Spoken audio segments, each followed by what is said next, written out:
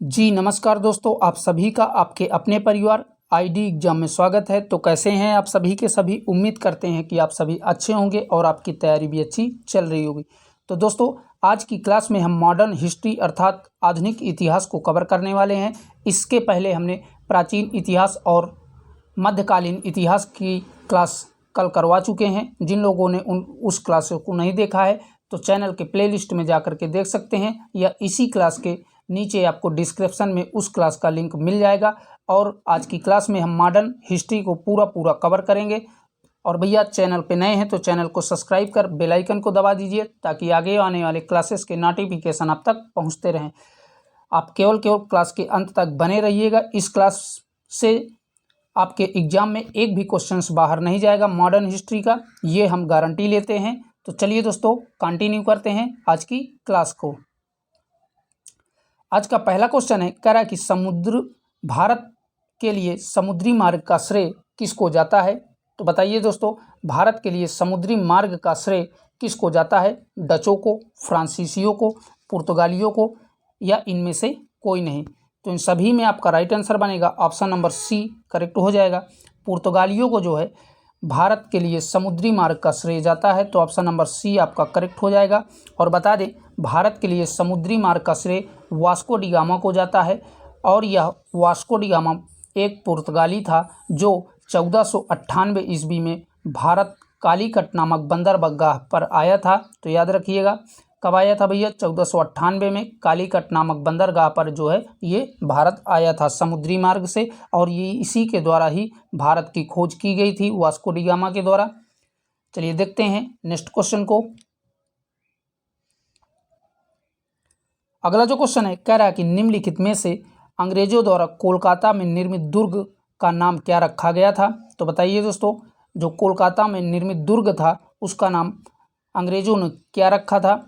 Option है fort Saint Andrews, दूसरा है फोर्ट सेंट डेविड, तीसरा है फोर्ट विलियम, और लास्ट कह रहा है फोर्ट विक्टोरिया।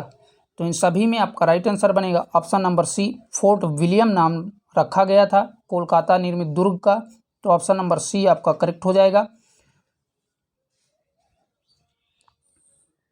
अगला जो क्वेश्चन है, कह रहा है कि निम्नलिखित स्थानों पर अंग्रेजों ने जिस क्रम से अपने व्यापार केंद्र स्थापित किए थे उनका सही क्रम क्या है। तो बताइए दोस्तों, इन चारों में से उनका सही क्रम कौन सा है।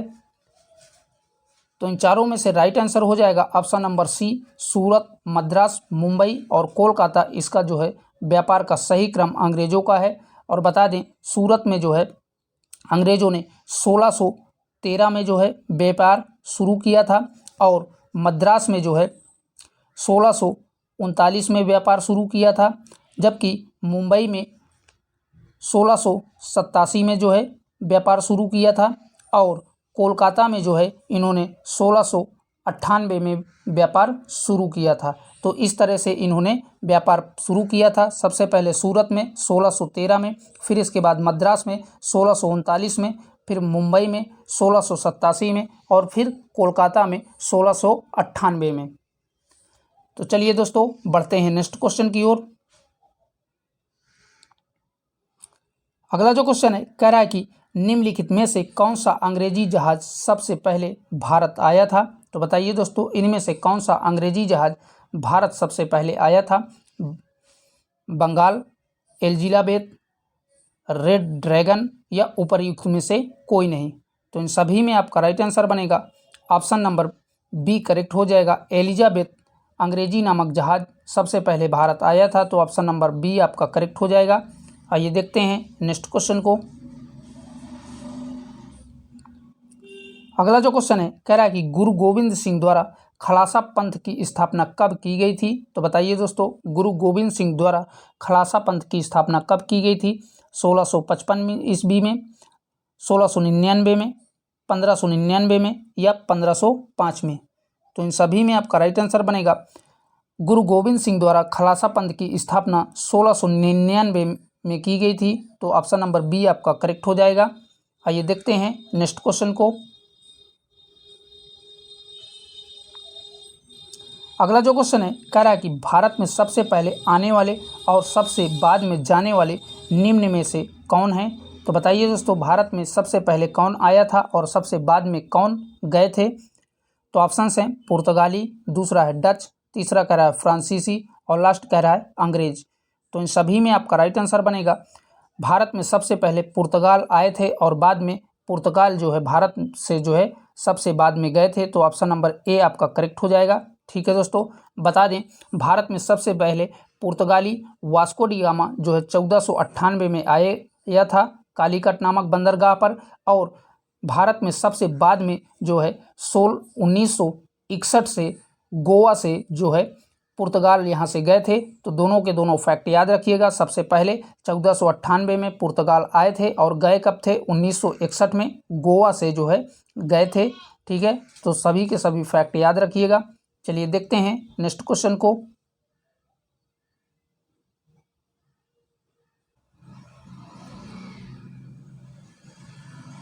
अगला जो क्वेश्चन है कह रहा है कि निम्नलिखित में से गुरु नानक का जन्म कहाँ पर हुआ था? तो बताइए दोस्तों, गुरु नानक का जन्म कहाँ पर हुआ था? गुजरात में, लाहौर में, अमृतसर में या तालवंडी में?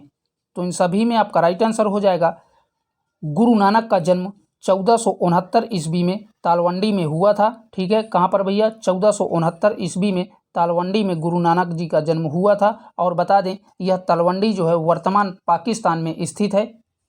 चलिए देखते हैं नेक्स्ट क्वेश्चन को।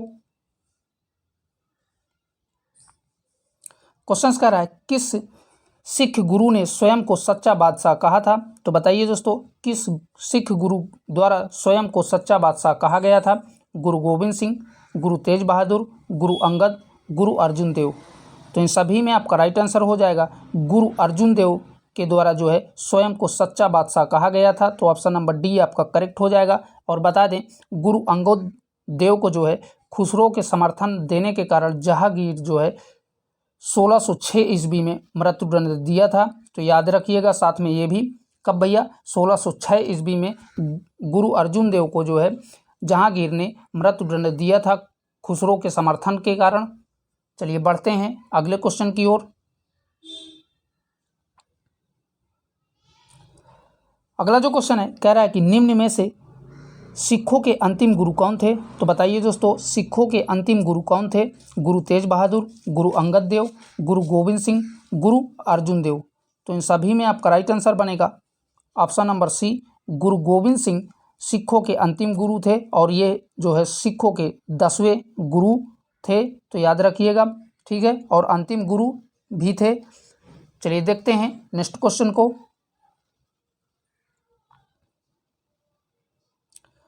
कह रहा है कि निम्न में टीपू सुल्तान कहाँ का शासक था? मोस्ट इंपॉर्टेंट क्वेश्चन है। तो बताइए दोस्तों, टीपू सुल्तान कहाँ का शासक था? विजयनगर का, मगध का, मैसूर का या इनमें से कोई नहीं? तो बात करें टीपू सुल्तान की तो ये जो है मैसूर का शासक था। ठीक है दोस्तों, और टीपू सुल्तान का पूरा नाम जो है फतेह अली खान साहब था और जो है यह 1782 ईस्वी में मैसूर का शासक बना था। तो सारे के सारे फैक्ट याद रखिएगा। ये कहाँ का शासक था भैया? मैसूर का। 1782 ईस्वी में ये मैसूर का शासक बना था और इसका पूरा नाम फतेह अली खान साहब था। चलिए देखते हैं अगले क्वेश्चन को। अगला जो क्वेश्चन है कह रहा है कि दूसरे आंग्ला मैसूर युद्ध के समय गवर्नर जनरल कौन था? तो बताइए दोस्तों, दूसरे आंग्ला मैसूर युद्ध के समय गवर्नर जनरल कौन था? ऑप्शन है लॉर्ड रिपन, दूसरा कह रहा है लॉर्ड डलहौजी, तीसरा कह रहा है सर जॉन शोर और लास्ट कह रहा है वारेन हेस्टिंग्स। तो राइट आंसर बनेगा दूसरे आंग्ला मैसूर युद्ध के समय वारेन हेस्टिंग्स जो है गवर्नर जनरल था। तो ऑप्शन नंबर डी आपका करेक्ट हो जाएगा। और बता दें इसी युद्ध में टीपू सुल्तान के पिता हैदर अली की मृत्यु हुई थी। ठीक है, दूसरे आंग्ला मैसूर युद्ध में टीपू सुल्तान के पुत्र पिता हैदर अली की जो है मृत्यु हो गई थी, माफ करिएगा। चलिए बढ़ते हैं नेक्स्ट क्वेश्चन की ओर।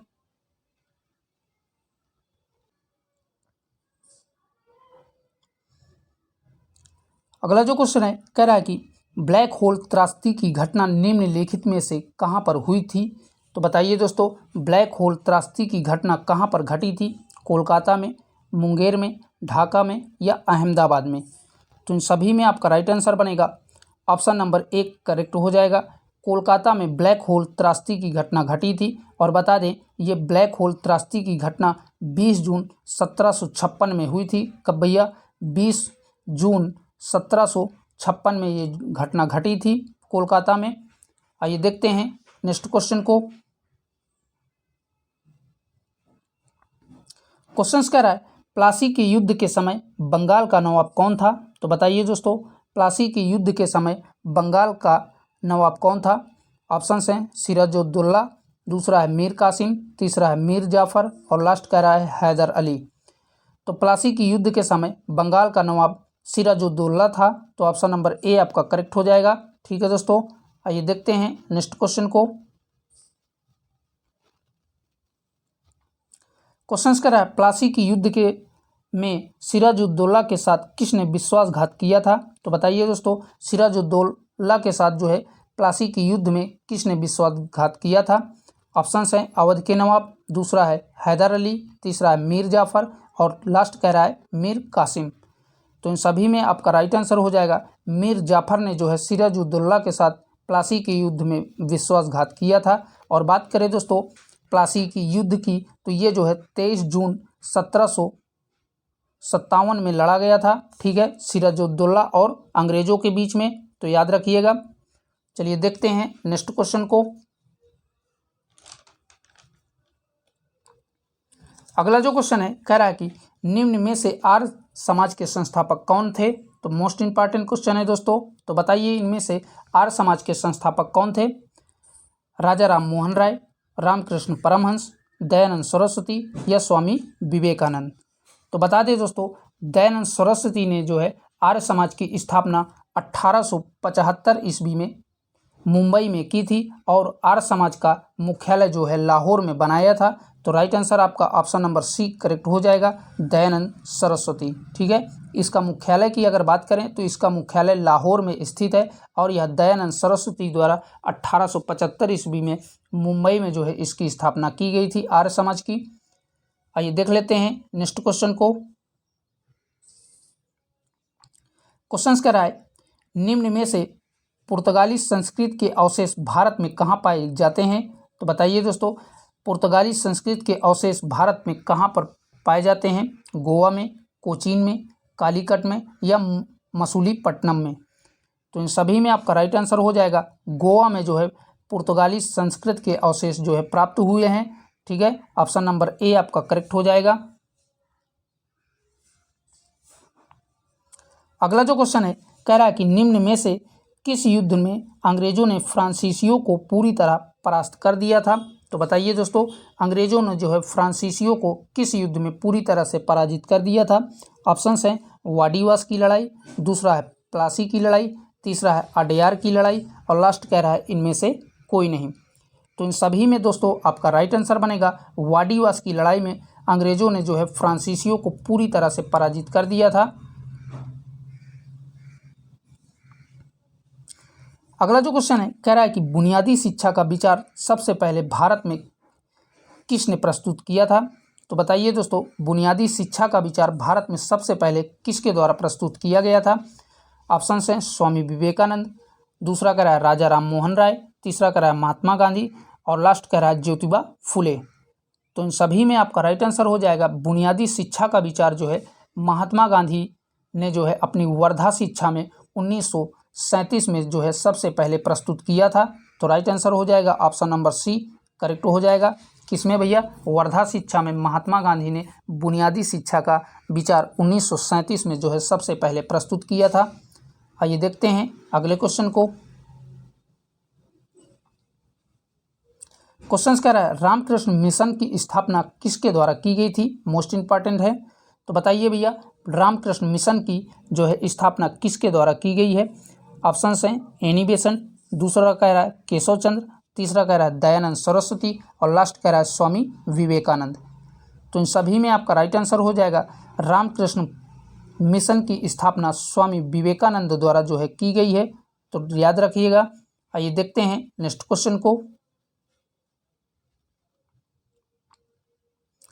क्वेश्चन कह रहा है निम्नलिखित में से नए भारत का पैगंबर किसे कहा जाता है?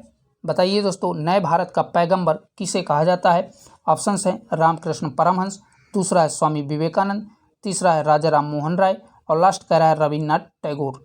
तो इन सभी में आपका राइट आंसर बनेगा राजा राम मोहन राय को जो है नए भारत का पैगंबर कहा जाता है। और बता दें दोस्तों, राजा राम मोहन राय को ही भारतीय पुनर्जागरण का पिता और नए भारत का पैगंबर तथा नव भारत का तारा और नव जागरण का अग्रदूत भी कहा जाता है। तो सारे के सारे फैक्ट याद रखिएगा।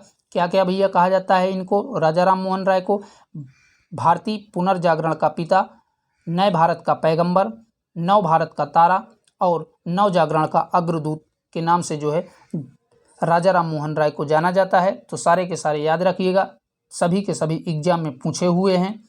चलिए देखते हैं अगले क्वेश्चन को।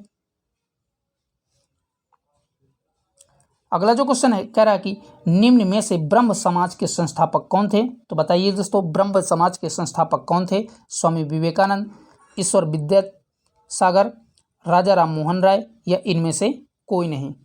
तो राइट आंसर हो जाएगा ऑप्शन नंबर सी करेक्ट हो जाएगा। ब्रह्म समाज के संस्थापक राजा राम मोहन राय हैं। और बता दें, राजा राम मोहन राय ने ब्रह्म समाज की स्थापना 1828 ईस्वी में की थी। तो ये भी याद रखिएगा, कभी कभी इसका समय भी पूछ लेता है। चलिए देखते हैं अगले क्वेश्चन को। क्वेश्चन कह रहा है एशियाटिक सोसाइटी की स्थापना किसके द्वारा की गई है। तो बताइए भैया, एशियाटिक सोसाइटी की स्थापना किसके द्वारा की गई है? ऑप्शन है विलियम जोन्स, दूसरा कह रहा है ए.ओ. ह्यूम, तीसरा कह रहा है केशव चंद्र सेन और लास्ट कह रहा है इनमें से कोई नहीं। तो इन सभी में आपका राइट आंसर बनेगा विलियम जोन्स द्वारा एशियाटिक सोसाइटी की स्थापना जो है 1784 में की गई थी। कब भैया? 1784 में विलियम जोन्स द्वारा एशियाटिक सोसाइटी की स्थापना की गई थी। तो याद रखिएगा। आइए देख लेते हैं अगले क्वेश्चन को। क्वेश्चन कह रहा है राजा राम मोहन राय ने किसके विरुद्ध एक ऐतिहासिक आंदोलन शुरू किया था। तो ऑप्शन हैं पशुबल प्रथा, दूसरा कह रहा है सती प्रथा, तीसरा कह रहा है जाति प्रथा और लास्ट कह रहा है बाल विवाह। तो बताइए दोस्तों, इनमें से राजा राम मोहन राय द्वारा कौन सा ऐतिहासिक आंदोलन शुरू किया गया था? तो राइट आंसर बनेगा ऑप्शन नंबर बी करेक्ट हो जाएगा। सती प्रथा के खिलाफ जो है राजा राम मोहन राय ने एक आंदोलन शुरू किया था। ठीक है भैया, आइए देख लेते हैं नेक्स्ट क्वेश्चन को। क्वेश्चन कह रहा है प्रार्थना समाज के संस्थापक कौन हैं। तो बताइए दोस्तों, प्रार्थना समाज के संस्थापक कौन हैं? ऑप्शंस हैं दयानंद सरस्वती, स्वामी विवेकानंद, आत्माराम पांडुरंग और लास्ट कह रहा है राजा राम मोहन राय। तो इन सभी में आपका राइट आंसर कौन सा बनेगा, कमेंट बॉक्स में आप बता सकते हैं। तो बता दें, केशव चंद्र सेन की प्रेरणा से 1867 में जो है, कब भैया? 1867 में केशव चंद्र सेन की प्रेरणा से आत्माराम पांडुरंग ने प्रार्थना समाज की स्थापना मुंबई में की थी। तो ऑप्शन नंबर सी आपका करेक्ट हो जाएगा। किसके द्वारा? आत्माराम पांडुरंग के द्वारा 1867 में मुंबई में की गई थी। आइए देखते हैं नेक्स्ट क्वेश्चन को। क्वेश्चन कह रहा है निम्न में से किस आयोग ने सबसे पहले भारत में प्राथमिक एवं माध्यमिक शिक्षा पर ध्यान दिया था? मोस्ट इंपॉर्टेंट क्वेश्चन है दोस्तों, 2021 में आया हुए क्वेश्चन है। तो बताइए, निम्न में से किस आयोग ने सबसे पहले भारत में प्राथमिक एवं माध्यमिक शिक्षा पर ध्यान दिया था? तो ऑप्शन हैं हंटर आयोग, दूसरा कह रहा है चार्ल्स आयोग, तीसरा कह रहा है मैकाले आयोग और लास्ट कह रहा है इनमें से कोई नहीं। तो इन सभी में आपका राइट आंसर बनेगा ऑप्शन नंबर बी करेक्ट हो जाएगा। चार्ल्स आयोग ने भारत में सबसे पहले प्राथमिक एवं माध्यमिक शिक्षा पर ध्यान दिया था और इसी आयोग को चार्ल्स वुड के नाम से भी जाना जाता है। किसी चार्ल्स आयोग को, ठीक है, चार्ल्स वुड के नाम से भी भारतीय इतिहास में इसी आयोग को जाना जाता है। चलिए देख लेते हैं अगले क्वेश्चन को। क्वेश्चन कह रहा है भारतीय विधवा महिलाओं के लिए शारदा सदन स्कूल किसके द्वारा खोला गया था? तो बताइए दोस्तों, शारदा सदन स्कूल भारतीय विधवा महिलाओं के लिए किसके द्वारा खोला गया था? ऑप्शन हैं राजा राम मोहन राय, दूसरा है पंडिता रामाबाई, तीसरा है ज्योतिबा फूले और लास्ट कह रहा है गोविंद रानाडे। तो इन सभी में आपका राइट आंसर बनेगा पंडिता रामाबाई के द्वारा 1889 में जो है मुंबई में इसको खोला गया था। तो ऑप्शन नंबर बी आपका करेक्ट हो जाएगा। और कब भैया? 1889 में मुंबई में इसको ये स्कूल खोला गया था? पंडिता रामाबाई के द्वारा। चलिए देखते हैं नेक्स्ट क्वेश्चन को। अगला क्वेश्चन है, कह रहा है कि इनमें से सत्यशोधक समाज की स्थापना किसके द्वारा की गई थी? तो बताइए दोस्तों, सत्यशोधक समाज की स्थापना किसके द्वारा की गई थी? ऑप्शन है डॉक्टर राजेंद्र प्रसाद, दूसरा है गोपाल बाबा, तीसरा है आत्माराम पांडुरंग और लास्ट कह रहा है ज्योतिबा फुले।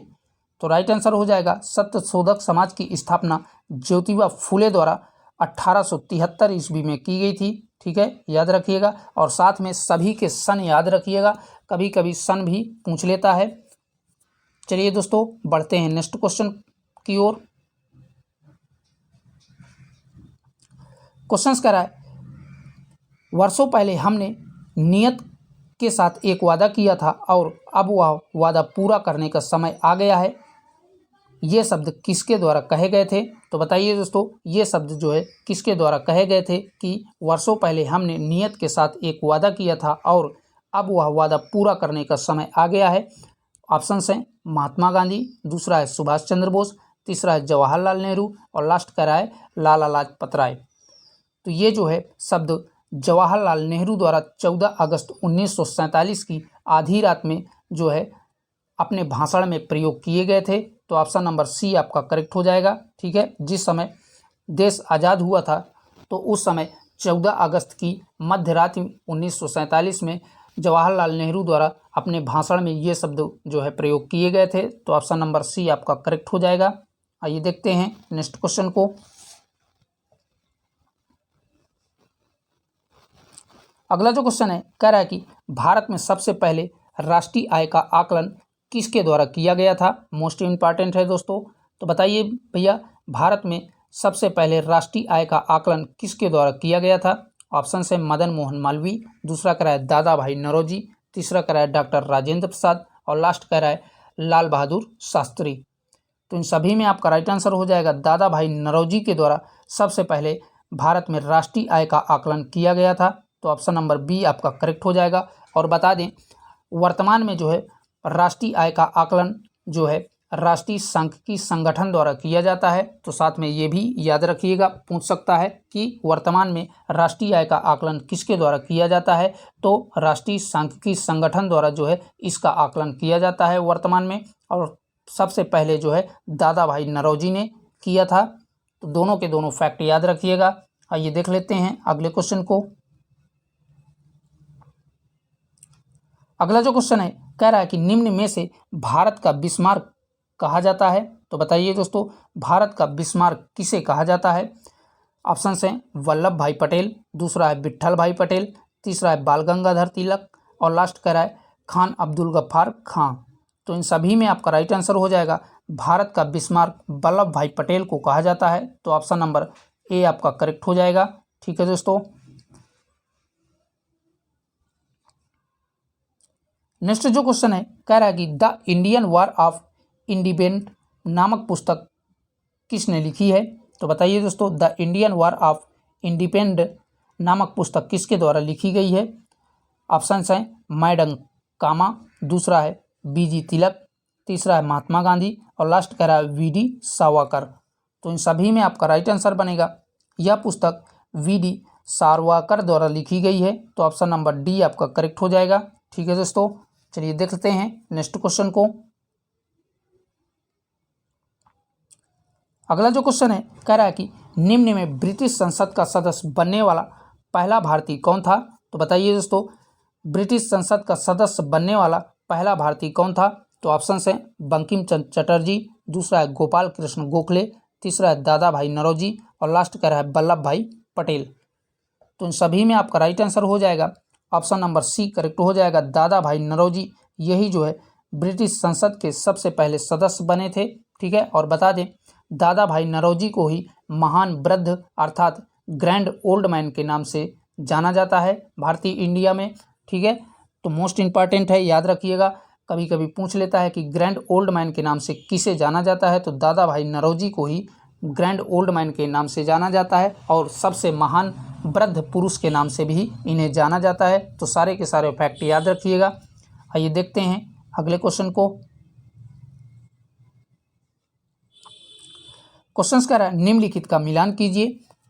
तो एक तरफ आपका नाम दिया है और दूसरी तरफ उससे संबंधित उपनाम दिए हैं, तो आपको इनका मिलान करना है। पहला कह रहा है वल्लभ भाई पटेल, तो वल्लभ भाई पटेल को जो है क्या कहा जाता है, तो वल्लभ भाई पटेल को लौह पुरुष कहा जाता है, यानी ए का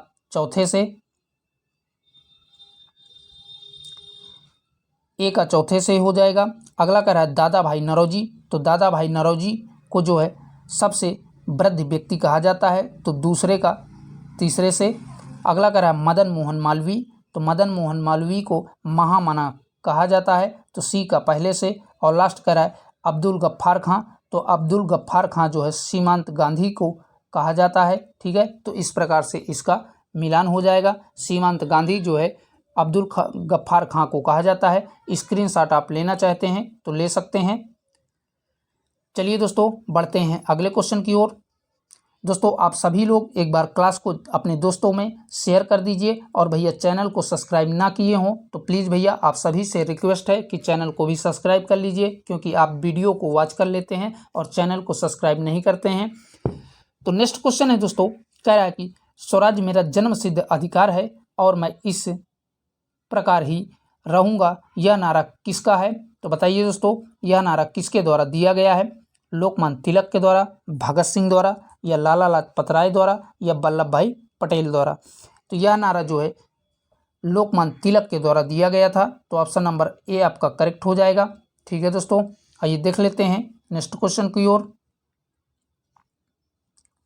अगला जो क्वेश्चन है कह रहा है कि महात्मा गांधी की हत्या के समय किसने कहा था कि कोई विश्वास नहीं करेगा कि ऐसे शरीर और आत्मा वाला कोई व्यक्ति कभी इस धरती पर चला था। तो बताइए दोस्तों यह शब्द किसके द्वारा कहे गए थे। ऑप्शंस हैं लियो टाइल्स ने, अगला कह रहा है रसेल्स ने, तीसरा कह रहा है अल्बर्ट आइंस्टीन ने, और लास्ट कह रहा है इनमें से कोई नहीं।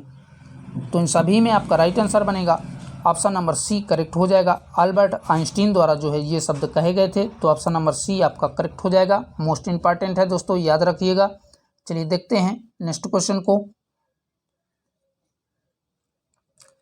नेक्स्ट जो क्वेश्चन है कह रहा है कि निम्न में से महात्मा गांधी को अर्धनग्न फकीर किसने कहा था। तो बताइए दोस्तों महात्मा गांधी को अर्धनग्न फकीर किसके द्वारा कहा गया था। ऑप्शन हैं वेस्टन चर्चिल ने, दूसरा कह रहा है लॉर्ड वेवेल, तीसरा कह रहा है लॉर्ड रिपन, और लास्ट कह रहा है लॉर्ड माउंटबेटन। तो इन सभी में आपका राइट आंसर बनेगा ऑप्शन नंबर एक करेक्ट हो जाएगा। वेस्टन चर्चिल द्वारा जो है महात्मा गांधी को अर्धनग्न फकीर कहा गया था, तो ऑप्शन नंबर ए आपका करेक्ट हो जाएगा। ठीक है दोस्तों, नेक्स्ट जो क्वेश्चन है कह रहा है कि राष्ट्रीय संघर्ष के दौरान प्रसिद्ध समाचार पत्र केसरी का संपादन किसके द्वारा किया गया था। तो बताइए दोस्तों मोस्ट इंपॉर्टेंट क्वेश्चन है, केसरी समाचार का जो है संपादन किसके द्वारा किया गया था। ऑप्शन है महात्मा गांधी, अगला कह रहा है लाला लाजपत राय, नेक्स्ट कह रहा है लोकमान्य तिलक, और लास्ट कह रहा है जवाहरलाल नेहरू। तो इन सभी में आपका राइट आंसर हो जाएगा केसरी समाचार का संपादन लोकमान्य तिलक द्वारा किया गया था, तो ऑप्शन नंबर सी आपका करेक्ट हो जाएगा। ठीक है भैया, आइए देखते हैं नेक्स्ट क्वेश्चन को। क्वेश्चन कह रहा है निम्नलिखित में से गांधी जी ने किस धार्मिक ग्रंथ को अपनी माता कहा था। तो बताइए दोस्तों किस धार्मिक ग्रंथ को महात्मा गांधी ने अपनी माता कहा था, रामायण को, महाभारत को, भगवत गीता को, या कुरान शरीफ को। तो राइट आंसर बनेगा महात्मा गांधी ने भगवत गीता को अपनी माता कहा था, तो ऑप्शन नंबर सी आपका करेक्ट हो जाएगा। ठीक है, ये आपका 2023 का पूछा हुआ क्वेश्चन है दोस्तों पीटी में। चलिए देखते हैं नेक्स्ट क्वेश्चन की ओर। क्वेश्चन कह रहा है करो या मरो का नारा गांधी जी ने किस जन आंदोलन के अवसर पर दिया था। तो बताइए दोस्तों करो या मरो का नारा महात्मा गांधी द्वारा किस जन आंदोलन के समय में दिया गया था। ऑप्शन हैं नमक कानून आंदोलन, अगला कह रहा है असहयोग आंदोलन, तीसरा कह रहा है भारत छोड़ो आंदोलन, और लास्ट कह रहा है इनमें से कोई नहीं। तो राइट आंसर हो जाएगा यह नारा जो है भारत छोड़ो आंदोलन के समय पर दिया गया था, तो ऑप्शन नंबर सी आपका करेक्ट हो जाएगा। और बात करें भारत छोड़ो आंदोलन की, तो यह जो है 1942 में जो है शुरू किया गया था भारत छोड़ो आंदोलन। ठीक है दोस्तों, याद रखिएगा। आइए देख लेते हैं अगले क्वेश्चन को। अगला जो क्वेश्चन है कह रहा कि प्रसिद्ध क्रांतिकारी गीत सरफरोशी की तमन्ना अब हमारे दिल में है की रचना किसके द्वारा की गई थी। तो बताइए दोस्तों, सरफरोशी की तमन्ना अब हमारे दिल में है की रचना किसके द्वारा की गई थी। ऑप्शन है खुदीराम बोस, दूसरा है बटुकेश्वर दत्त, तीसरा है भगत सिंह और लास्ट कह रहा है राम प्रसाद बिस्मिल। तो ये जो है पंक्तियाँ राम प्रसाद बिस्मिल द्वारा कही गई थी। तो ऑप्शन नंबर आपका डी करेक्ट हो जाएगा। ठीक है दोस्तों, याद रखिएगा। चलिए बढ़ते हैं अगले क्वेश्चन की ओर।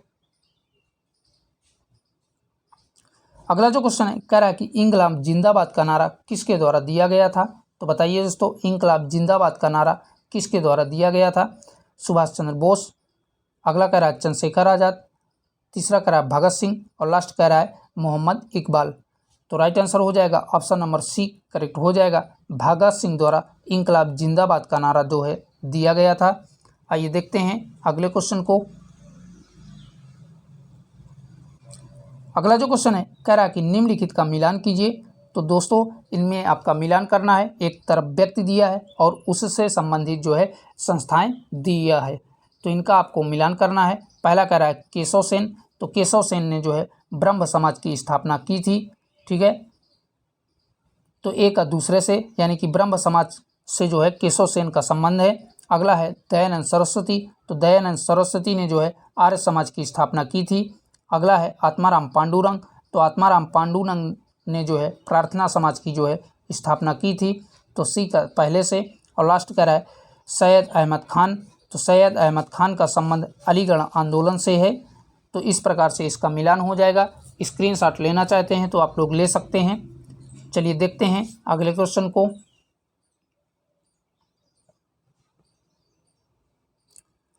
क्वेश्चन कह रहा है गांधी जी द्वारा संपादित समाचार पत्र का क्या नाम था। तो बताइए दोस्तों, गांधी जी द्वारा संपादित समाचार पत्र का जो है क्या नाम था। आर्य था, इंडिया अनरेस्ट था, सर्वोदय था, यंग इंडिया था। तो इन सभी में आपका राइट आंसर हो जाएगा यंग इंडिया गांधी जी द्वारा संपादित समाचार पत्र का नाम था। और बता दें यह जो है गांधी जी द्वारा 1933 में जो है संपादित किया गया था। तो याद रखिएगा। चलिए बढ़ते हैं नेक्स्ट क्वेश्चन की ओर। अगला जो क्वेश्चन है कह रहा है कि भारतीय इतिहास में फ्रंटियर गांधी के नाम से किसे जाना जाता है। मोस्ट इंपॉर्टेंट है। तो बताइए दोस्तों, भारतीय इतिहास में फ्रंटियर गांधी के नाम से किसे जाना जाता है। ऑप्शंस हैं लाला लाजपत राय, अगला कह रहा है वीर बहादुर, तीसरा कह रहा है खान अब्दुल गफ्फार खां और लास्ट कह रहा है इनमें से कोई नहीं। तो इन सभी में आपका राइट आंसर बनेगा खान अब्दुल गफ्फार खां को जो है फ्रंटियर गांधी या सीमांत गांधी के नाम से जाना जाता है। तो ऑप्शन नंबर सी आपका करेक्ट हो जाएगा। कभी कभी पूछ लेता है कि सीमांत गांधी के नाम से किसे जाना जाता है, तो यही खान अब्दुल गफ्फार खां को जाना जाता है सीमांत गांधी या फ्रंटियर गांधी के नाम से। चलिए देखते हैं नेक्स्ट क्वेश्चन को। अगला जो क्वेश्चन है कह रहा है कि गांधी जी को सबसे पहले राष्ट्रपिता किसने कहा था। तो बताइए दोस्तों, गांधी जी को सबसे पहले राष्ट्रपिता किसने कहा था। ऑप्शन है रविन्द्रनाथ टैगोर, दूसरा कह रहा है सुभाष चंद्र बोस, तीसरा कह रहा है वल्लभ भाई पटेल और लास्ट कह रहा है लाला हरदयाल। तो गांधी जी को राष्ट्रपिता सबसे पहले सुभाष चंद्र बोस ने कहा था। तो ऑप्शन नंबर बी आपका करेक्ट हो जाएगा। ठीक है दोस्तों, आइए देख लेते हैं नेक्स्ट क्वेश्चन की ओर। अगला जो क्वेश्चन है कह रहा है कि भगत सिंह, राजगुरु और सुखदेव को फांसी कब दी गई थी। मोस्ट इंपॉर्टेंट है दोस्तों। तो बताइए भगत सिंह, राजगुरु और सुखदेव को फांसी कब दी गई थी। ऑप्शंस हैं 23 मार्च 1935, नेक्स्ट कह रहा है 23 मार्च 1931, अगला कह रहा है 23 मार्च 1933 और लास्ट कह रहा है 22 मार्च 1931। तो बताइए दोस्तों, इन चारों में से राइट आंसर कौन सा बनेगा। तो राइट आंसर हो जाएगा ऑप्शन नंबर बी आपका करेक्ट हो जाएगा। 23 मार्च 1931 में जो है भगत सिंह, राजगुरु और सुखदेव को फांसी दी गई थी। तो ऑप्शन नंबर बी आपका करेक्ट हो जाएगा। और बता दें जो है 23 मार्च 1931 में ही सैंडर्स की हत्या और असेंबली में बम फेंकने के कारण जो है इनको फांसी की सज़ा दी गई थी। ठीक है, चलिए बढ़ते हैं नेक्स्ट क्वेश्चन की ओर।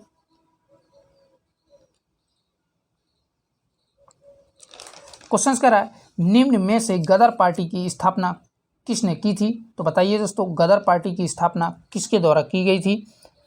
तो ऑप्शंस हैं ज्योतिबा फूले, दूसरा कह रहा है लाला लाजपत राय, नेक्स्ट कह रहा है लाला हरदयाल और लास्ट कह रहा है इनमें से कोई नहीं।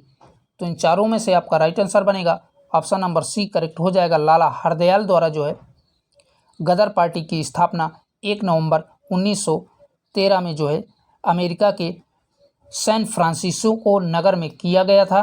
तो ऑप्शन नंबर आपका सी करेक्ट हो जाएगा। ठीक है दोस्तों, किसके द्वारा? लाला हरदयाल द्वारा जो है 1 नवंबर 1913 ईस्वी में अमेरिका के सैन फ्रांसिस्को नगर में जो है गदर पार्टी की स्थापना की गई थी।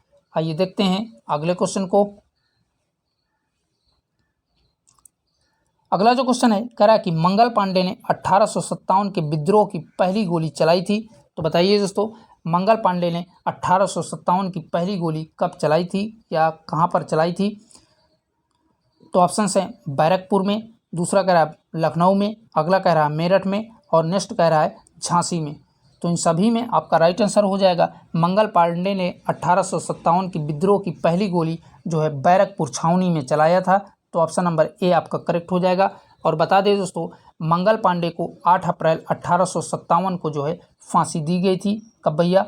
8 अप्रैल 1857 में जो है मंगल पांडे को फांसी दे दी गई थी इसी कारण। तो याद रखिएगा। आइए देखते हैं नेक्स्ट क्वेश्चन को। अगला जो क्वेश्चन है कह रहा है कि निम्नलिखित में से बहादुर शाह कौन था? तो बताइए दोस्तों, बहादुर शाह जो है कौन था? ऑप्शंस हैं शिवाजी का उत्तराधिकारी, दूसरा कह रहा अंतिम लोधी शासक, तीसरा कह रहा अंतिम मुगल शासक और लास्ट कह रहा स्वतंत्रता सेनानी। तो बात करें बहादुर शाह की जो है, तो बहादुर शाह जो है अंतिम मुगल शासक था। ठीक है, तो ऑप्शन नंबर सी आपका करेक्ट हो जाएगा। और बता दें, बहादुर शाह को ही अंग्रेजों ने जो है 1857 की क्रांति के दौरान जो है पकड़ करके रंगून की जेल में बंद कर दिया था और वहीं पर जो है रंगून की जेल में ही इसको जो है मृत्यु प्राप्त हो गई थी। ठीक है दोस्तों, तो याद रखिएगा, कभी कभी पूछ लेता है कि बहादुर शाह को जो है अंग्रेजों ने कहाँ की जेल में बंद किया था। तो याद रखिएगा, कहाँ की? रंगून की जेल में जो है इसको काला पानी की सज़ा दे दी गई थी। तो ये याद रखिएगा। आइए देखते हैं नेक्स्ट क्वेश्चन की ओर। अगला जो क्वेश्चन है कह रहा कि 1857 के विद्रोह के दौरान भारत का गवर्नर जनरल कौन था? मोस्ट इंपॉर्टेंट है दोस्तों, 2021 में दोनों शिफ्टों में ये पूछा गया था।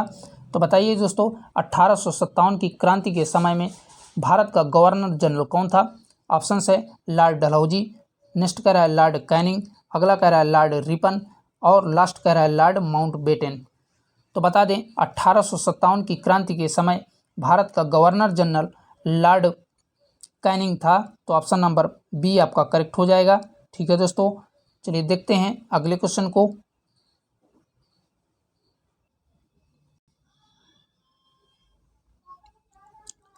अगला जो क्वेश्चन है कह रहा है कि ब्रिटिश क्राउन ने ईस्ट इंडिया कंपनी से भारत पर प्रभुसत्ता किस वर्ष प्राप्त की थी? तो बताइए दोस्तों, ब्रिटिश क्राउन ने ईस्ट इंडिया कंपनी से भारत पर प्रभुसत्ता किस वर्ष प्राप्त की थी? ऑप्शन है 1855, दूसरा कह रहा 1858, तीसरा कह रहा 1860 और लास्ट कह रहा 1862। तो इन सभी में आपका राइट आंसर बनेगा 1858 में जो है ईस्ट इंडिया कंपनी ने भारत पर प्रभुसत्ता स्थापित किया था या प्राप्त किया था। तो ऑप्शन नंबर बी आपका करेक्ट हो जाएगा। ठीक है दोस्तों, चलिए देखते हैं नेक्स्ट क्वेश्चन को।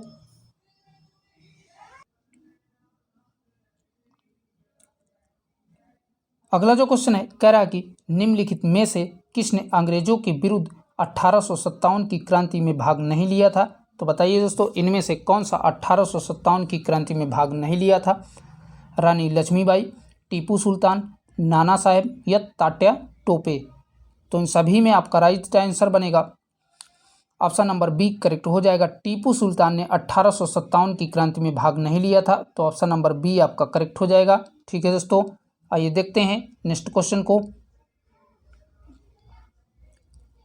अगला जो क्वेश्चन है कह रहा है कि भारत में स्वराज एकत्र करने के लिए नई स्थायी बंदोबस्त प्रणाली किसके द्वारा शुरू की गई थी? तो बताइए दोस्तों, भारत में जो है स्थायी बंदोबस्त प्रणाली किसके द्वारा जो है शुरू की गई थी? तो ऑप्शन हैं लॉर्ड कर्जन द्वारा, नेक्स्ट कह रहा है लॉर्ड रिपन द्वारा, अगला कह रहा है लॉर्ड डलहौजी द्वारा और लास्ट कह रहा है लॉर्ड कॉर्नवालिस द्वारा। तो इन सभी में आपका राइट आंसर बनेगा लॉर्ड कॉर्नवालिस द्वारा जो है भारत में स्वराज एकत्र करने के लिए स्थायी बंदोबस्त प्रणाली जो है शुरू की गई थी। तो ऑप्शन नंबर डी आपका करेक्ट हो जाएगा, लॉर्ड कॉर्नवालिस। अगला जो क्वेश्चन है कह रहा है कि निम्नलिखित में से बंगाल का पहला गवर्नर जनरल कौन था? तो बताइए दोस्तों, इनमें से बंगाल का पहला गवर्नर जनरल कौन था? लॉर्ड जॉन शोर, अगला कह रहा है वारेन हेस्टिंग्स, अगला कह रहा है लॉर्ड क्लाइव और लास्ट कह रहा है लॉर्ड माउंटबेटन। तो इन सभी में आपका राइट आंसर बनेगा बंगाल का पहला गवर्नर जनरल वारेन हेस्टिंग्स था। तो ऑप्शन नंबर बी आपका करेक्ट हो जाएगा। ठीक है दोस्तों, अगला जो क्वेश्चन है कह रहा है कि भारत में अंग्रेजों ने रेलवे किस उद्देश्य से शुरू किया था? तो बताइए दोस्तों, भारत में जो है अंग्रेजों ने रेलवे किस उद्देश्य से जो है शुरू किया था? तो पहला है जिससे वह भारत में मुक्त रूप से घूम सके, अगला कह रहा है ब्रिटिश वाणिज्य और प्रशासनिक नियंत्रण की सुविधा के लिए, तीसरा कह रहा है भारत में भारी उद्योग को आगे बढ़ाने के लिए और लास्ट कह रहा है भारत में यातायात के साधन कम होने के कारण। तो राइट आंसर बनेगा इन चारों में से ब्रिटिश वाणिज्य और प्रशासनिक नियंत्रण की सुविधा के लिए अंग्रेजों ने भारत में रेल चलाई थी। और बता दें भारत में सबसे पहले रेल जो है 1853 में चलाई गई थी मुंबई से ठाणे के बीच में। कहाँ से भैया? मुंबई से ठाणे के बीच में भारत में पहली बार रेलवे जो है चलाई गई थी 1853 में। इस प्रश्न का आंसर ऑप्शन नंबर बी आपका करेक्ट हो जाएगा। आइए देखते हैं नेक्स्ट क्वेश्चन को। अगला जो क्वेश्चन है कह रहा कि एक खुली प्रतियोगितात्मक परीक्षा के माध्यम से इंडियन सिविल सर्विस में भारतीयों के लिए प्रवेश के द्वार खोल दिया था। तो किसके द्वारा दोस्तों? ऑप्शंस कह रहा है लॉर्ड डफरिन ने, दूसरा कह रहा है लॉर्ड डलहौजी ने, तीसरा कह रहा है लॉर्ड मायो ने और लास्ट कह रहा है लॉर्ड माउंटबेटन ने। तो इन सभी में आपका राइट आंसर बनेगा ऑप्शन नंबर बी करेक्ट हो जाएगा। लॉर्ड डलहौजी ने जो है इसके लिए भारतीयों के लिए जो है द्वार खोल दिए थे। ठीक है, तो ऑप्शन नंबर बी आपका करेक्ट हो जाएगा। आइए देखते हैं नेक्स्ट क्वेश्चन को। अगला जो क्वेश्चन कह रहा है निम्नलिखित में से भारत का अंतिम गवर्नर कौन था? तो बताइए दोस्तों, भारत का अंतिम गवर्नर कौन था? तो ऑप्शंस हैं सर क्लीमेंट एटली, दूसरा कह रहा है लॉर्ड वेलियंटाइन और लास्ट तीसरा कह रहा है लॉर्ड वेल्जली और लास्ट कह रहा है लॉर्ड वेवेल। तो इन सभी में आपका राइट आंसर बनेगा भारत का अंतिम वायसराय जो है लॉर्ड वेलेंटाइन था। तो ऑप्शन नंबर बी आपका करेक्ट हो जाएगा। आइए देखते हैं नेक्स्ट क्वेश्चन को। अगला जो क्वेश्चन है कह रहा है कि भारत किस वायसराय के काल में स्वतंत्र हुआ था? तो बताइए दोस्तों, भारत किस वायसराय के काल में जो है स्वतंत्र हुआ था? ऑप्शंस कह रहा है लॉर्ड वेल्जली, दूसरा कह रहा है लॉर्ड लिटिल और तीसरा कह रहा है रिपन के समय में और लास्ट कह रहा है माउंटबेटन के समय में। तो इन सभी में आपका राइट आंसर हो जाएगा माउंटबेटन के समय काल में जो है भारत स्वतंत्र हुआ था। तो ऑप्शन नंबर डी आपका करेक्ट हो जाएगा। ठीक है दोस्तों, आइए देख लेते हैं नेक्स्ट क्वेश्चन को। क्वेश्चन कह रहा है स्वतंत्र भारत का पहला भारतीय गवर्नर जनरल कौन था? तो बताइए दोस्तों, मोस्ट इंपॉर्टेंट है, स्वतंत्र भारत का पहला गवर्नर जनरल कौन था जो भारतीय रहा हो? तो ऑप्शंस कह रहा है जवाहरलाल नेहरू, दूसरा कह रहा है सी राजगोपालाचारी, तीसरा कह रहा है लॉर्ड माउंटबेटन और लास्ट कह रहा है एस राधाकृष्णन। तो इन सभी में आपका राइट आंसर बनेगा ऑप्शन नंबर बी करेक्ट हो जाएगा, सी राजगोपालाचारी भारत के पहले स्वतंत्र भारत के पहले गवर्नर जनरल थे। ठीक है दोस्तों, याद रखिएगा, इंपॉर्टेंट क्वेश्चन है। अगला जो क्वेश्चन है कह रहा है कि भारतीय विश्वविद्यालय अधिनियम किसके द्वारा पारित किया गया था? तो बताइए दोस्तों, भारतीय विश्वविद्यालय अधिनियम किसके द्वारा पारित किया गया था? तो ऑप्शंस हैं लॉर्ड लिटिल, दूसरा कह रहा है लॉर्ड कर्जन और तीसरा कह रहा है लॉर्ड डफरिन, लास्ट कह रहा है लॉर्ड मिंटो। तो इन सभी में आपका राइट आंसर बनेगा ऑप्शन नंबर बी करेक्ट हो जाएगा, लॉर्ड कर्जन के द्वारा भारतीय विश्वविद्यालय अधिनियम जो है पारित किया गया था। तो ऑप्शन नंबर बी आपका करेक्ट हो जाएगा। और बता दें भारतीय विश्वविद्यालय अधिनियम जो है यह 1904 ईस्वी में जो है पारित किया गया था लॉर्ड कर्जन द्वारा। तो याद रखिएगा। आइए देख लेते हैं नेक्स्ट क्वेश्चन को। क्वेश्चन कह रहा है भारत में स्थानीय स्वशासन का जनक किसे कहा जाता है। तो बताइए दोस्तों, भारत में स्थानीय स्वशासन का जनक किसे कहा जाता है। लॉर्ड रिपन को, लॉर्ड वेवेल को, लॉर्ड लिटिल को या लॉर्ड डलहौजी को। तो इन सभी में आपका राइट आंसर बनेगा लॉर्ड रिपन को स्थानीय स्वशासन का जनक भारत में कहा जाता है। तो ऑप्शन नंबर ए आपका करेक्ट हो जाएगा। ठीक है दोस्तों,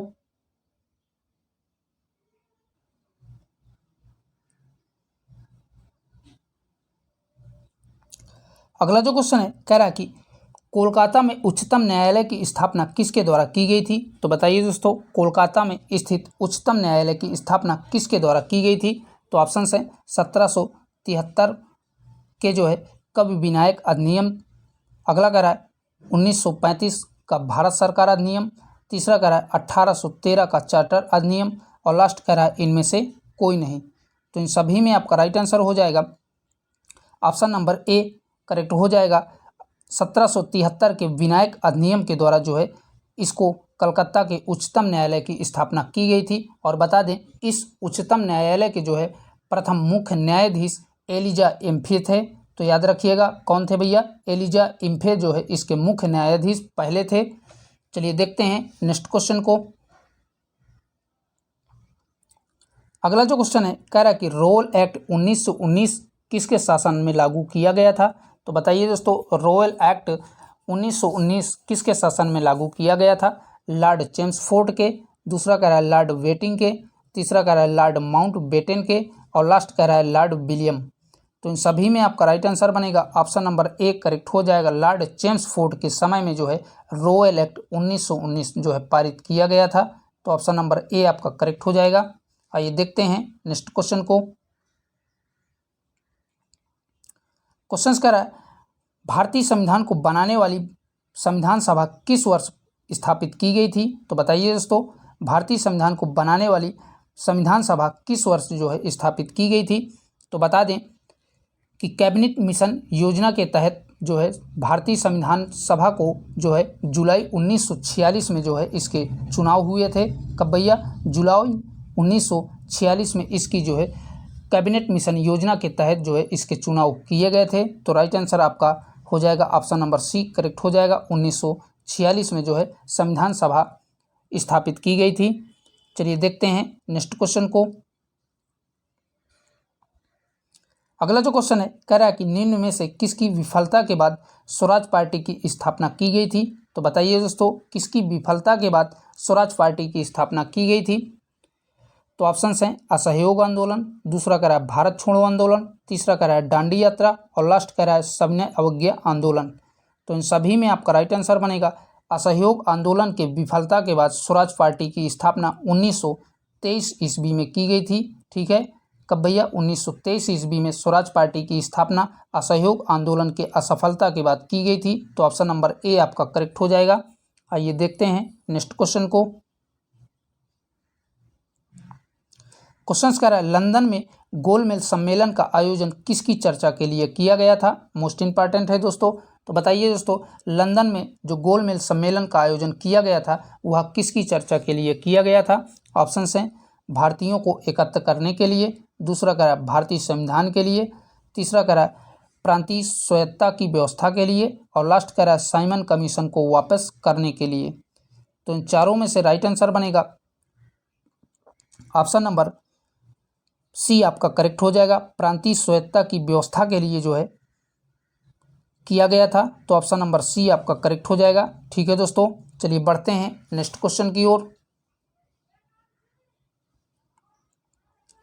क्वेश्चन कह रहा है भारतीय राष्ट्रीय कांग्रेस की पहली महिला अध्यक्ष कौन थी। तो बताइए दोस्तों, भारतीय राष्ट्रीय कांग्रेस की पहली महिला अध्यक्ष कौन थी।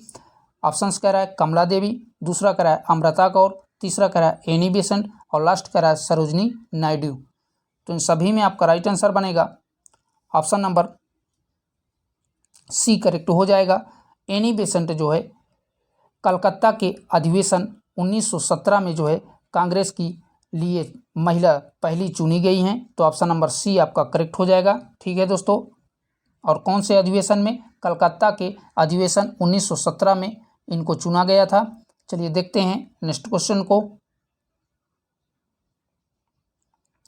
अगला जो क्वेश्चन है कह रहा है कि सुभाष चंद्र बोस ने भारतीय राष्ट्रीय कांग्रेस से निकलने के बाद किस पार्टी की स्थापना की थी? तो बताइए दोस्तों, सुभाष चंद्र बोस ने भारतीय राष्ट्रीय कांग्रेस से निकलने के बाद जो है किस पार्टी की स्थापना की थी?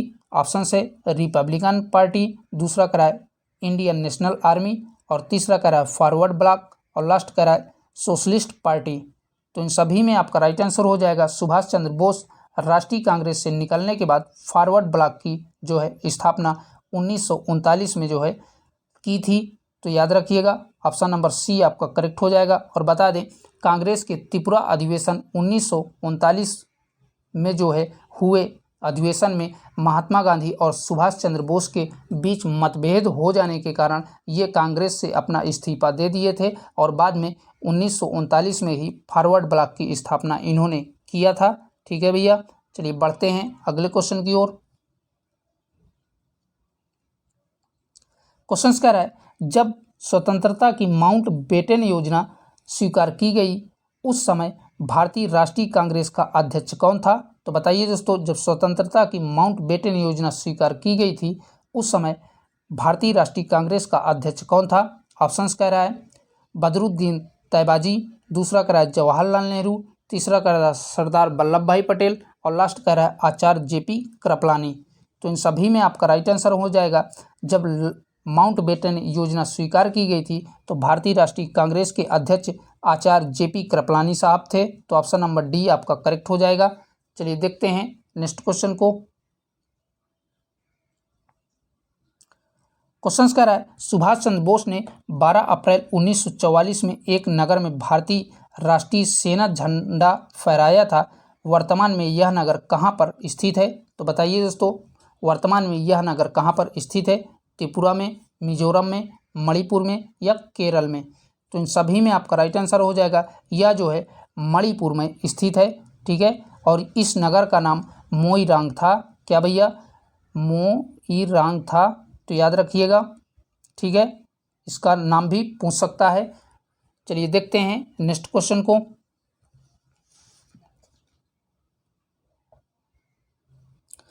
क्वेश्चन कह रहा है भारतीय राष्ट्रीय कांग्रेस के प्रथम मुस्लिम अध्यक्ष कौन थे? तो बताइए दोस्तों, भारतीय राष्ट्रीय कांग्रेस के मुस्लिम अध्यक्ष कौन थे? ऑप्शंस कह रहा है सर सैयद अहमद खान, दूसरा कह रहा है बदरुद्दीन तैयबाजी, तीसरा कह रहा है अब्दुल कलाम आज़ाद, और लास्ट कह रहा है मोहम्मद अली जिन्ना। तो इन सभी में आपका राइट आंसर हो जाएगा ऑप्शन नंबर बी।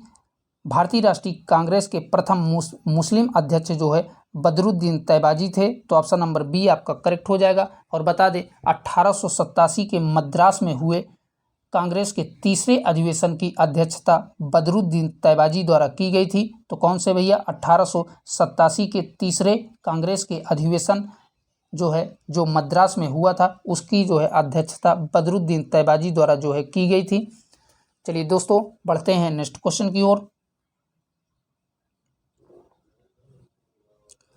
अगला जो क्वेश्चन है कह रहा है कि निम्न में से किस आंदोलन का नेतृत्व महात्मा गांधी ने नहीं किया था? तो बताइए दोस्तों, इनमें से किस आंदोलन का नेतृत्व महात्मा गांधी द्वारा नहीं किया गया था? असहयोग आंदोलन, दूसरा कह रहा है स्वदेशी आंदोलन, तीसरा कह रहा है सविनय अवज्ञा आंदोलन, और लास्ट कह रहा है भारत छोड़ो आंदोलन। तो इन सभी में आपका राइट आंसर बनेगा स्वदेशी आंदोलन का नेतृत्व महात्मा गांधी द्वारा नहीं किया गया था। और बता दें यह स्वदेशी आंदोलन जो है 1905 ईस्वी में किया गया था। ठीक है दोस्तों, चलिए बढ़ते हैं नेक्स्ट क्वेश्चन की ओर। क्वेश्चन कह रहा है निम्नलिखित में से पाकिस्तान नाम किसके द्वारा गढ़ा गया था? मोस्ट इंपॉर्टेंट है। तो ऑप्शंस हैं लिकायत अली खान, दूसरा कह रहा है फलूक हक, तीसरा कह रहा है मोहम्मद अली जिन्ना, और लास्ट कह रहा है चौधरी रहमत अली। तो बताइए दोस्तों, पाकिस्तान नाम शब्द किसके द्वारा गढ़ा गया था? तो बता दें दोस्तों, पाकिस्तान नाम सर्वप्रथम जो है कैम्ब्रिज विश्वविद्यालय के छात्र चौधरी रहमत अली द्वारा 1933 में गढ़ा गया था। कब भैया? 1933 में जो है चौधरी रहमत अली द्वारा जो है गढ़ा गया था, और यह जो है कैम्ब्रिज विश्वविद्यालय के एक छात्र थे। तो सारे के सारे फैक्ट याद रखिएगा। चलिए बढ़ते हैं अगले क्वेश्चन की ओर।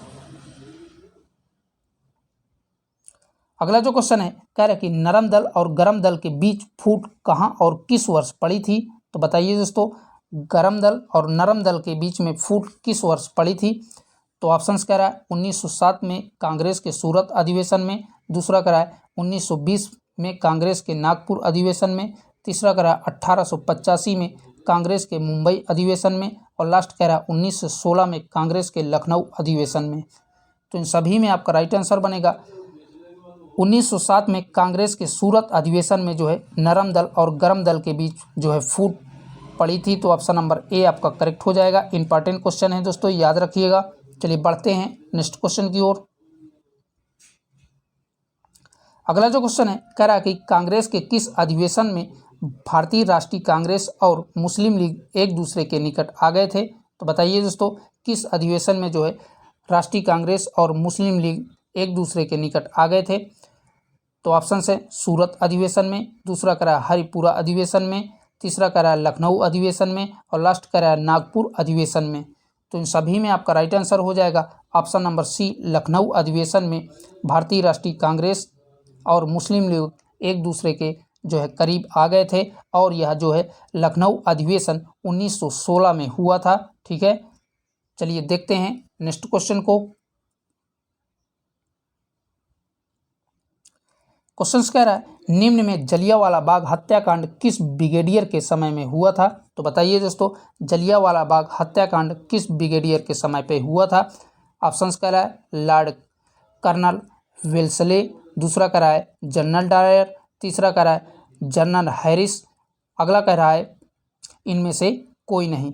तो इन चारों में से आपका राइट आंसर हो जाएगा जनरल डायर के समय में जलियांवाला बाग हत्याकांड हुआ था।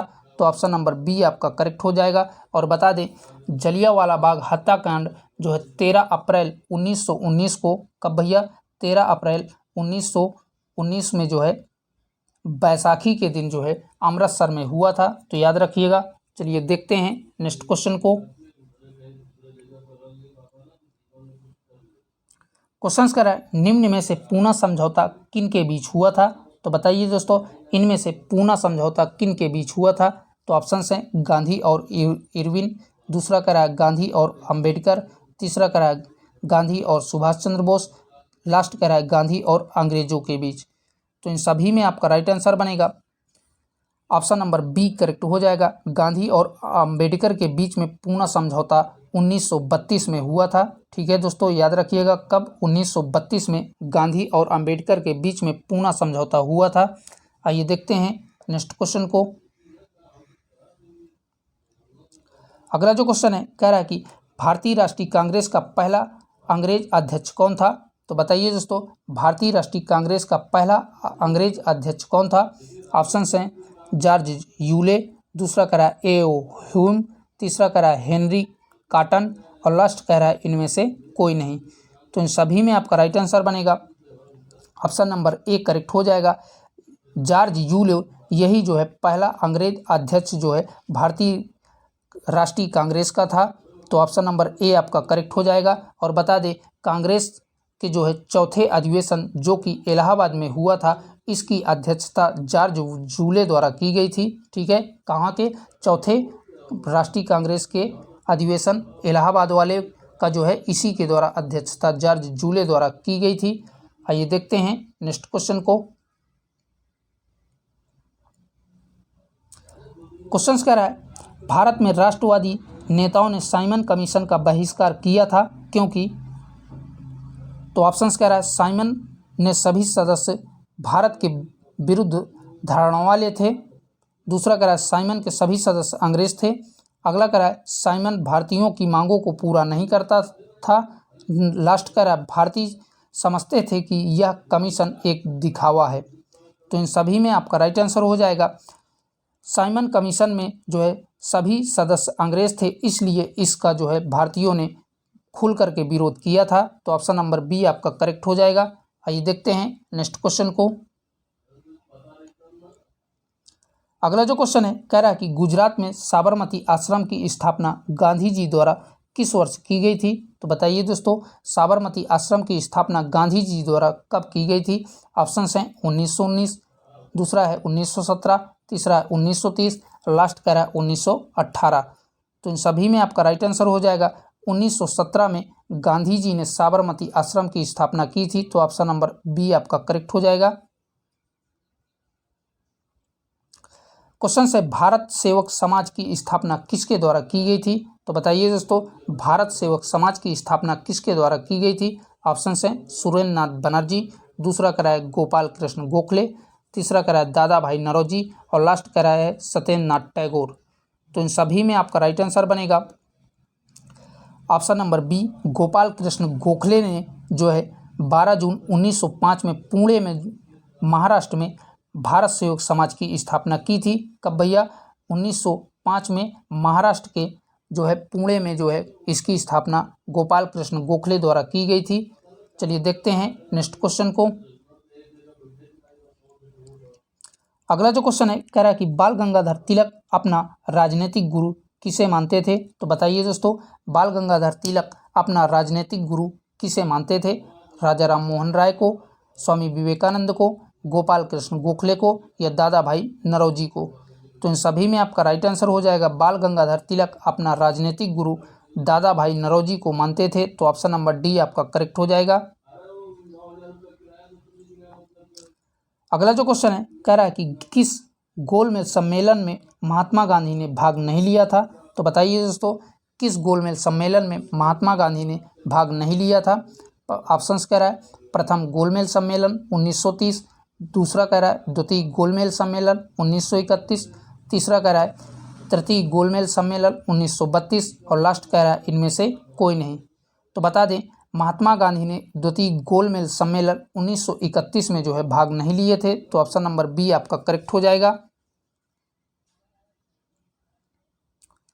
अगला जो क्वेश्चन है कह रहा है कि महात्मा गांधी ने भारत में अपनी राजनीतिक गतिविधियों का आरंभ कहां से किया था? तो बताइए दोस्तों, महात्मा गांधी ने अपनी राजनीतिक गतिविधियों का आरंभ कहां से किया था? साबरमती से, डांडी से, खेड़ा से या चंपारण से? तो राइट आंसर बनेगा चंपारण से महात्मा गांधी ने अपने राजनीतिक गतिविधियों का जो है आरंभ किया था। तो ऑप्शन नंबर डी आपका करेक्ट हो जाएगा। अगला जो क्वेश्चन है कह रहा है कि महात्मा गांधी ने दक्षिण अफ्रीका में मिलने के लिए निम्न में से कौन गया था? तो बताइए दोस्तों, महात्मा गांधी से दक्षिण अफ्रीका मिलने इनमें से कौन गए थे? ऑप्शन हैं सुभाष चंद्र बोस, दूसरा कह रहा है बाल गंगाधर तिलक, तीसरा कह रहा है गोपाल कृष्ण गोखले और लास्ट कह रहा है विट्ठल भाई पटेल। तो इन सभी में आपका राइट आंसर बनेगा option number C, Gopal Krishna Gokhale जो है दक्षिण अफ्रीका महात्मा गांधी से मिलने गए थे। तो ऑप्शन नंबर सी आपका करेक्ट हो जाएगा। क्वेश्चन है महात्मा गांधी अपना राजनीतिक गुरु किसे मानते थे? तो बताइए दोस्तों, महात्मा गांधी अपना राजनीतिक गुरु किसे मानते थे? ऑप्शन हैं गोपाल कृष्ण गोखले, दूसरा कह रहा है दादा भाई नौरोजी, तीसरा कह रहा है लाला लाजपत राय और लास्ट कह रहा है अरविंद घोष। तो महात्मा गांधी अपना राजनीतिक गुरु गोपाल कृष्ण गोखले को मानते थे और ये पीईटी 2022 में पूछा हुआ क्वेश्चन है। ठीक है दोस्तों, चलिए देखते हैं नेक्स्ट क्वेश्चन को। अगला जो क्वेश्चन है कह रहा है कि महात्मा गांधी की अध्यक्षता में एकमात्र कांग्रेस का अधिवेशन कौन सा हुआ था? तो मोस्ट इंपॉर्टेंट है दोस्तों। तो बताइए, महात्मा गांधी की अध्यक्षता में और भारतीय राष्ट्रीय कांग्रेस का कौन सा अधिवेशन हुआ था? ऑप्शंस कह रहा है हरिपुरा अधिवेशन, दूसरा कह रहा है मद्रास अधिवेशन, तीसरा कह रहा है बेलगाम अधिवेशन और लास्ट कह रहा है लाहौर अधिवेशन। तो इन सभी में आपका राइट आंसर हो जाएगा लाहौर अधिवेशन महात्मा गांधी की अध्यक्षता में जो है हुआ था और यह जो है 6 अप्रैल 1930 में हुआ था। तो याद रखिएगा, ठीक है, लाहौर अधिवेशन 6 अप्रैल 1930 में महात्मा गांधी के अध्यक्षता में हुआ था। चलिए देखते हैं अगले क्वेश्चन को। अगला जो क्वेश्चन है कह रहा है कि निम्नलिखित में से गांधी जी ने किस आंदोलन का समर्थन किया था? तो बताइए दोस्तों, गांधी जी ने इनमें से किस आंदोलन का समर्थन किया था? ऑप्शंस हैं अस्पृश्यता, दूसरा कह रहा है हिंदू और मुस्लिम एकता, तीसरा कह रहा है वर्ण व्यवस्था और लास्ट कह रहा है आंतरिक अशांति। तो इन सभी में आपका राइट आंसर हो जाएगा ऑप्शन नंबर ए करेक्ट हो जाएगा। अस्पृश्यता के जो है आंदोलन का महात्मा गांधी जो है समर्थन किया था। और बता दें, छुआछूत के सख्त विरोधी थे और इसी की वजह से इन्होंने हरिजन समाज की जो है स्थापना की थी। तो याद रखिएगा। चलिए देखते हैं नेक्स्ट क्वेश्चन को। अगला जो क्वेश्चन है कह रहा है कि भारत में कैबिनेट मिशन किस लिए भेजा गया था। मोस्ट इंपॉर्टेंट क्वेश्चन है दोस्तों। तो बताइए भारत में कैबिनेट मिशन किस लिए भेजा गया था। ऑप्शंस कह रहा है भारत के बंटवारे के लिए, दूसरा कह रहा है शक्ति के आंतरण के लिए, एक संवैधानिक व्यवस्था निश्चित करने के लिए, तीसरा कह रहा है एक राष्ट्रीय सरकार स्थापित करने के लिए, और लास्ट कह रहा है भारत को आज़ादी देने के लिए। तो इन सभी में आपका राइट आंसर हो जाएगा ऑप्शन नंबर बी करेक्ट हो जाएगा। शक्ति के अंतरण के लिए एक संवैधानिक व्यवस्था निश्चित करने के लिए जो है कैबिनेट मिशन भारत आया था। और बात करें कैबिनेट मिशन की तो ये जो है 24 मार्च 1946 को दिल्ली में आया था। कब भैया? 24 मार्च 1946 को जो है कैबिनेट मिशन भारत पहली बार आया था। तो याद रखिएगा। चलिए देखते हैं अगले क्वेश्चन को। अगला जो क्वेश्चन है कह रहा है कि भारत छोड़ो आंदोलन 1942 में किस महीने में शुरू किया गया था। तो बताइए दोस्तों भारत छोड़ो आंदोलन 1942 में किस महीने में शुरू किया गया था। अप्रैल में, जुलाई में, अगस्त में या नवंबर में। तो इन सभी में आपका राइट आंसर हो जाएगा भारत छोड़ो आंदोलन अगस्त 1942 में जो है शुरू किया गया था। तो ऑप्शन नंबर सी आपका करेक्ट हो जाएगा। ठीक है दोस्तों, चलिए देख लेते हैं नेक्स्ट क्वेश्चन को। अगला जो क्वेश्चन है कह रहा है कि भारत छोड़ो आंदोलन के दौरान समानांतर सरकार का गठन कहाँ किया गया था। तो बताइए दोस्तों भारत छोड़ो आंदोलन के दौरान समानांतर सरकार का गठन कहाँ पर किया गया था। पटना में, वाराणसी में, इलाहाबाद में या बलिया में। तो इन सभी में आपका राइट आंसर हो जाएगा समानांतर सरकार का गठन भारत छोड़ो आंदोलन के समय बलिया में किया गया था। तो ऑप्शन नंबर डी आपका करेक्ट हो जाएगा। और बता दें बलिया में समानांतर सरकार का नेतृत्व चिंटू पांडे के द्वारा किया जा रहा था। किसके द्वारा भैया? चिंटू पांडे के द्वारा इसका जो है नेतृत्व बलिया में किया जा रहा था। आइए देखते हैं नेक्स्ट क्वेश्चन को। अगला जो क्वेश्चन है कह रहा है कि चौरी चौरा कांड के बाद गांधी जी ने किसे स्थगित कर दिया था। तो बताइए दोस्तों चौरी चौरा कांड के बाद गांधी जी ने किसको स्थगित कर दिया था। ऑप्शंस हैं दांडी मार्च, दूसरा कह रहा है भारत छोड़ो आंदोलन, तीसरा कह रहा है असहयोग आंदोलन, और लास्ट कह रहा है स्वदेशी आंदोलन।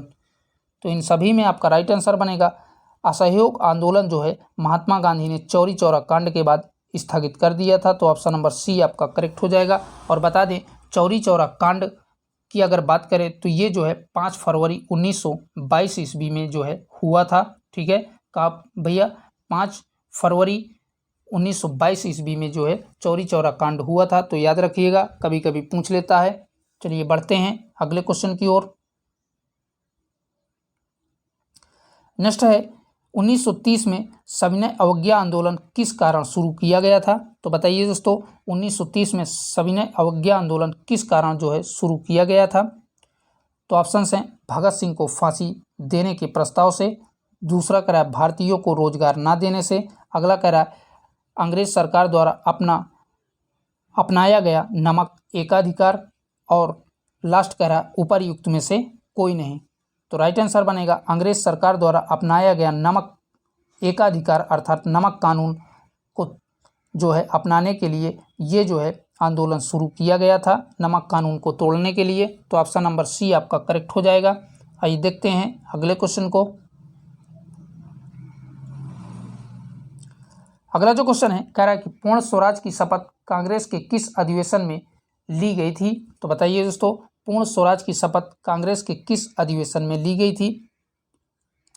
तो ऑप्शन है इलाहाबाद अधिवेशन, अगला कह रहा है लाहौर अधिवेशन, और तीसरा कह रहा है बेलगाम अधिवेशन, लास्ट कह रहा है मद्रास अधिवेशन। तो इन सभी में आपका राइट आंसर बनेगा ऑप्शन नंबर बी करेक्ट हो जाएगा। लाहौर अधिवेशन में जो है पूर्ण स्वराज की शपथ ली गई थी। और बता दें यह लाहौर अधिवेशन जो है कांग्रेस का 44वां अधिवेशन था। तो याद रखिएगा, ठीक है, कभी कभी इसका नंबर भी पूछ लेता है। तो ये लाहौर अधिवेशन कांग्रेस का 44वां अधिवेशन था। आइए देखते हैं नेक्स्ट क्वेश्चन को। क्वेश्चन कह रहा है निम्न में से किस आंदोलन को हिंदुओं और मुसलमानों दोनों का समर्थन मिला था। तो बताइए दोस्तों इनमें से किस आंदोलन को जो है हिंदुओं और मुसलमानों दोनों का सहयोग मिला था। ऑप्शंस हैं भारत छोड़ो आंदोलन, दूसरा कह रहा है भारत विभाजन विरोधी आंदोलन, तीसरा कह रहा है असहयोग आंदोलन और लास्ट कह रहा है नमक कानून आंदोलन। तो इन सभी में आपका राइट आंसर बनेगा ऑप्शन नंबर सी। असहयोग आंदोलन को हिंदू और मुसलमान दोनों का जो है सहयोग मिला था। क्वेश्चन कह रहा है निम्नलिखित में से सर्वोदय और भूदान आंदोलन से कौन संबंधित हैं? तो बताइए दोस्तों, सर्वोदय और भूदान आंदोलन से कौन संबंधित हैं? तो ऑप्शंस कह रहा है गोपाल कृष्ण गोखले, दूसरा कह रहा है बाल गंगाधर तिलक, तीसरा कह रहा है एम.जी. रानाडे और लास्ट कह रहा है आचार्य विनोबा भावे। तो इन सभी में आपका राइट आंसर हो जाएगा सर्वोदय और भूदान आंदोलन से आचार्य विनोबा भावे जो है संबंधित हैं। तो ऑप्शन नंबर डी आपका करेक्ट हो जाएगा। और बता दें भूदान आंदोलन जो है 18 अप्रैल 1951 में आचार्य विनोबा भावे द्वारा आंध्र प्रदेश के पोचमपल्ली में जो है शुरू किया गया था। कहाँ पर भैया? आंध्र प्रदेश के पोचमपल्ली में भूदान आंदोलन 18 अप्रैल 1951 में आचार्य विनोबा भावे द्वारा जो है शुरू किया गया था। तो याद रखिएगा। आइए देखते हैं नेक्स्ट क्वेश्चन को। क्वेश्चन कह रहा है 1939 में सुभाष चंद्र बोस ने किसे हरा करके कांग्रेस पार्टी के अध्यक्ष चुने गए थे? तो बताइए दोस्तों, 1939 में सुभाष चंद्र बोस जो है किसको हरा करके कांग्रेस पार्टी के अध्यक्ष चुने गए थे? ऑप्शन हैं वी पटेल, दूसरा कह रहा है पट्टाभी सीतारमैया, अगला कह रहा है अब्दुल कलाम आज़ाद और लास्ट कह रहा है बदरुद्दीन तैयबाजी। तो इन सभी में आपका राइट आंसर बनेगा ऑप्शन नंबर बी करेक्ट हो जाएगा। पट्टाभी सीतारमैया को जो है हरा करके सुभाष चंद्र बोस कांग्रेस पार्टी के जो है अध्यक्ष चुने गए थे। तो ऑप्शन नंबर बी आपका करेक्ट हो जाएगा। और बता दें दोस्तों, यह जो है कांग्रेस के त्रिपुरी अधिवेशन 1939 की बात है। ठीक है, चलिए देखते हैं अगले क्वेश्चन को। क्वेश्चन कह रहा है स्वतंत्र भारत में निम्न में से कौन सी महिला किसी राज्य की पहली राज्यपाल बनी? तो बताइए दोस्तों, कौन सी महिला जो है स्वतंत्र भारत की जो है पहली महिला राज्यपाल बनी थी? ऑप्शंस कह रहा है सरोजनी नायडू, दूसरा कह रहा है विजय लक्ष्मी पंडित, तीसरा कह रहा है सुचेता कपरालनी और लास्ट कह रहा है एनी बेसेंट। तो इन सभी में आपका राइट आंसर हो जाएगा सरोजनी नायडू। यही जो है स्वतंत्र भारत की पहली राज्यपाल महिला बनी थी। तो ऑप्शन नंबर ए आपका करेक्ट हो जाएगा। ठीक है दोस्तों, अगला जो क्वेश्चन है कह रहा है कि निम्नलिखित में से किसने 1945 में आज़ाद हिंद फौज की ओर से लाल किले के मुकदमे की पैरवी की कर रहे वकीलों की अध्यक्षता की थी? तो बताइए दोस्तों, इनमें से किसने जो है 1945 में आज़ाद हिंद फौज की ओर से लाल किले के मुकदमे की पैरवी कर रहे वकीलों की जो है अध्यक्षता की थी? ऑप्शंस हैं भूला भाई देसाई, दूसरा कह रहा है सुभाष चंद्र बोस, तीसरा कह रहा है स्टेट बहादुर सप्रू और लास्ट कह रहा है कैलाश नाथ कटाजू। तो इन सभी में आपका राइट आंसर बनेगा भूला भाई देसाई ने जो है वकीलों की अध्यक्षता की थी। तो ऑप्शन नंबर ए आपका करेक्ट हो जाएगा। ठीक है दोस्तों, आइए देखते हैं नेक्स्ट क्वेश्चन को। नेक्स्ट जो क्वेश्चन है कह रहा है कि इन निम्नलिखित का मिलान कीजिए। तो आपको इनका मिलान करना है। तो पहला कह रहा है सरोजनी नायडू, तो सरोजनी नायडू का संबंध भारतीय राष्ट्रीय कांग्रेस से है, तो ए का दूसरे से। नेक्स्ट कह रहा है एम.ए. जिन्ना, तो एम.ए. जिन्ना का संबंध मुस्लिम लीग से है, तो बी का तीसरे से। अगला कह रहा है तेज बहादुर सप्रू का जो है संबंध लिबरल पार्टी से है और लास्ट कह रहा है वी.डी. सावरकर, तो इसका वी.डी. सावरकर का संबंध हिंदू महासभा से है। तो इस प्रकार से इसका मिलान हो जाएगा। स्क्रीनशॉट लेना चाहते हैं तो ले सकते हैं। तो दोस्तों आज के लिए इतना ही। यहीं तक आपके मोस्ट क्वेश्चन थे जो कि हमने आपके साथ आधुनिक भारत के जो है सारे के सारे जितने भी प्रकार के क्वेश्चन बन सकते थे हमने आपके साथ सभी के सभी कवर किया। और क्लास को ज़्यादा से ज़्यादा अपने दोस्तों में शेयर कर दीजिए।